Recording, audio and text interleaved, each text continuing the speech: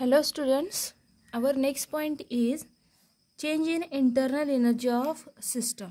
So in today's lecture we are going to study how we change internal energy of system, or after this lecture you all are able to understand relation between change in internal energy and work. So after this lecture we will understand the relation between change in internal energy and work. आपण एखाद्या सिस्टमवर work केलं तर त्या सिस्टमची internal energy कशी change होते हे आपण आता स्टडी करणार आहे. तर इथे आपण म्हणतोय की change in internal energy of system. Actually there are two ways to change the internal energy of system. First way is by supplying some heat to a system. आपण जर सिस्टमला काही हीट सप्लाय केली किंवा तुमच्या सिस्टमनं हीट गेन केली और loss केली. Okay, if your system gain some heat or lost some heat, then internal energy of system changes. And second way is by doing some work. By doing some work. तुमची जर system काय work करत असेल किंवा आपण जर सिस्टमवर work केलं तर तरीसुद्धा त्या सिस्टमची इंटरनल एनर्जी चेंज होते. ओके, स्टेप वाईज आपण स्टडी करणार आहे. In first step here we consider effect of heat on internal energy. Okay, in first case here we consider one cylinder and massless, frictionless and weightless piston. आपण इथे काय consider केलं आहे? एक cylinder consider केला आहे, त्याचबरोबर एक मासलेस वेटलेस असा एक पिस्टन कन्सिडर केलेला आहे. ॲक्च्युली कुठलाच पिस्टन हा मासलेस वेटलेस फ्रिक्शनलेस नसतोय, पण आपण इथे एक आयडियल कंडिशन कन्सिडर करतोय. मी इंजेक्शनचा पिस्टन कन्सिडर केला तरीसुद्धा चालेल. Okay, so this cylinder is filled with some gas. आपण काय केलेलं आहे? सिलेंडर गॅसनं फिल्ड केलेला आहे. आता हे जे गॅस आपण इथं कन्सिडर करतोय that gas is act as a system. तुमची सिस्टम कोण असणार आहे? आता गॅस ही सिस्टम आहे. आणि बाकीच्या ज्या गोष्टी आहेत म्हणजे जे सिलेंडर आहे ते असेल, पिस्टन असेल किंवा सराउंडिंगचा जो एरिया आहे तो त्या सिस्टमसाठी सराउंडिंग म्हणून ॲक्ट होतो किंवा आपण म्हणतोय त्याला एन्व्हायरमेंट ऑफ सिस्टम. आता या एन्व्हायरमेंटचं टेम्परेचर मी इथं किती कन्सिडर केलं आहे? T is the temperature of environment. TS is temperature of system किंवा त्या गॅसचं टेम्परेचर किती आहे? TS आहे. आणि ते आपण इथे इनिशियली सुरुवातीला किती कन्सिडर केलेलं आहे? 100 डिग्री सेल्सिअस कन्सिडर केलेलं आहे. Suppose here we consider one condition, temperature of system is greater than temperature of environment. तुमच्या सिस्टमचं टेम्परेचर हे एन्व्हायरमेंटपेक्षा ग्रेटर आहे. म्हणजेच इथं थोडक्यात काय झालं आहे? टेम्परेचर डिफरन्स आला आहे कुणाकुणामध्ये? सिस्टमच्या आणि एन्व्हायरमेंटच्या टेम्परेचरमध्ये. आणि जर टेम्परेचर डिफरन्स असेल तर इथं हीट ट्रान्सफर होते. आणि ती हीट ट्रान्सफर कुठून कुठे होते? From high temperature state to low temperature state और high temperature body to low temperature body. आता सिस्टमचं टेम्परेचर ग्रेटर आहे as compare to temperature of environment, तर क्लिअर कट आपल्याला कळतं heat is transfer from system to environment, that is from high temperature to low temperature.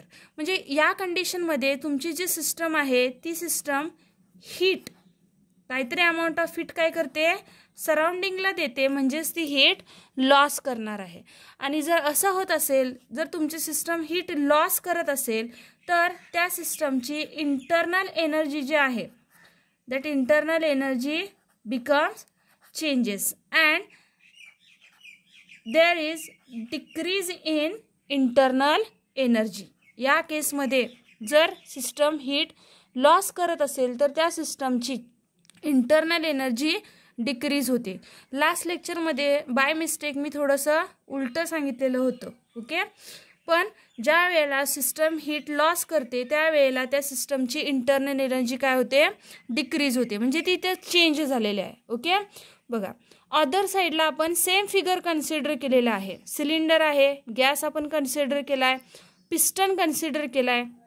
त्याचबरोबर आपण इथं हीटचा एक सोर्स कन्सिडर केलेला आहे. कुठला सोर्स आहे तो? Burner. Here we consider source of heat to our system. आता हा बर्नर काय करणार आहे? तुमच्या सिस्टमला काहीतरी अमाऊंट ऑफ हीट सप्लाय करणार आहे. Okay, so here we consider temperature of environment is greater than temperature of system. आपण बर्नर अटॅच्ड करतोय म्हणजेच एन्व्हायरमेंटचं टेम्परेचर हे सिस्टमच्या टेम्परेचरपेक्षा काय असणार आहे? ग्रेटर असणार आहे. So here also temperature difference and heat is transferred from surrounding to or environment to your system. तुमच्या एन्व्हायरमेंट कडनं या सिस्टमला आता हीट ट्रान्सफर झालेले आहे. So temperature of system is also changes.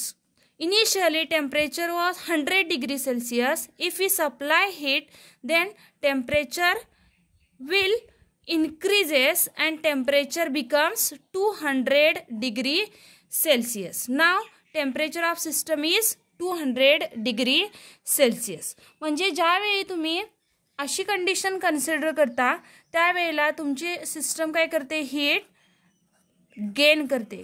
कुठून गेन केलेले आहे सिस्टमनं हीट? सराउंडिंग कडनं हीट गेन केलेले आहे, काहीतरी अमाऊंट ऑफ हीट घेतलेले आहे. So here again heat changes means internal energy of that particular system is also changes, and if your system gains some heat then internal energy of system will increases. तुमच्या सिस्टमची internal energy आता काय होणार आहे?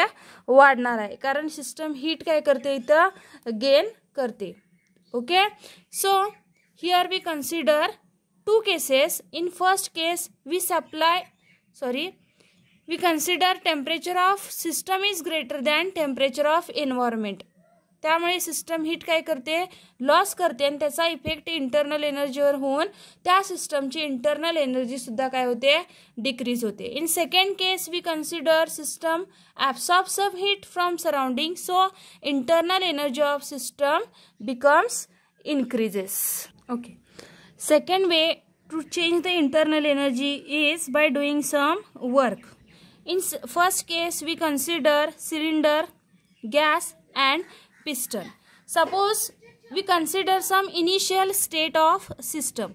If we apply some pressure on piston, आपण इथे काय करणार आहे? या पिस्टनवर काहीतरी प्रेशर ऍक्ट करणार आहे. हा पिस्टन मूवेबल असल्यामुळे if you apply some pressure that piston becomes move in downward direction. तो डाउनवर्ड डिरेक्शन काय झालेला असणार आहे?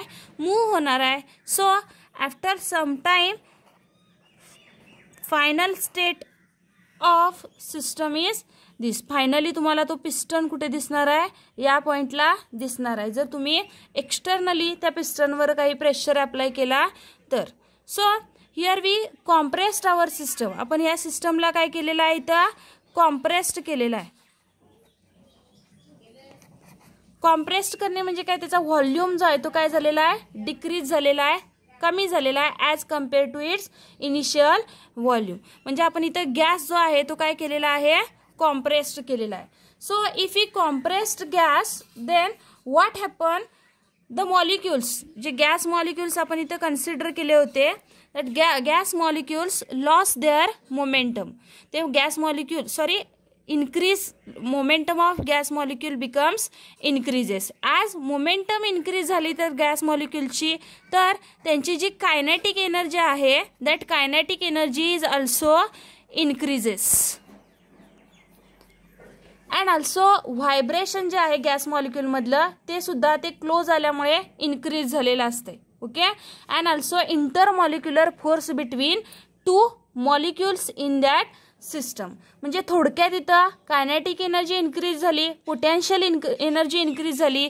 So internal energy of system is also changes and the change is positive. या केसमध्ये जर गॅस कॉम्प्रेस्ड झाला तर त्याची जी इंटरनल एनर्जी आहे ती चेंज झाल्यानंतर जो चेंज असणार आहे तो कसा असणार आहे?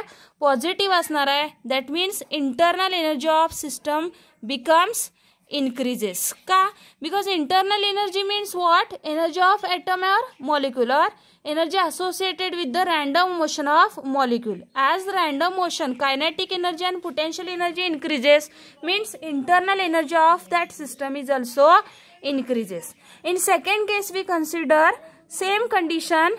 Suppose this is initial condition of your system. If that gas apply some pressure on system. First केसमध्ये जर इंटरनल एनर्जी इन्क्रीज होत असेल तर सिस्टमचं टेम्परेचर सुद्धा इन्क्रीज होणार आहे. सपोज इनिशियली जर टेम्परेचर काहीतरी 100 डिग्री सेल्सिअस असेल, after compression of gas temperature of system will be 200 degree Celsius. That is as internal energy increases temperature of system is also increases.